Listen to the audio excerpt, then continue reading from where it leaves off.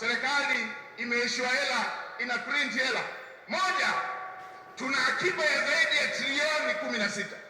Mbili, hakuna nchi hata moja ina mtambo wake wa kuchapisha pesa ili itumie yenyewe. Hakuna duniani kote.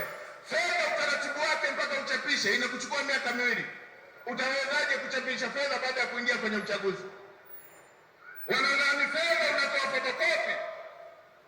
Karatasi ya fedha sio ya fotokopi, wala hamna nchi ina fotokopi mashine ya kuchapisha fedha. Sasa ni waombe wa Tanzania, ukiona mtu anakuelekeza jambo baya dhidi ya nchi yako, ujue huyo haitakii mema nchi yetu. Kwa wale wasoma Biblia, nendeni mkaone mfano wa Mfalme Sulemani na akina mama wawili ambao mmoja alikuwa amelalia mwanae akafa. Walipoenda kulalamikia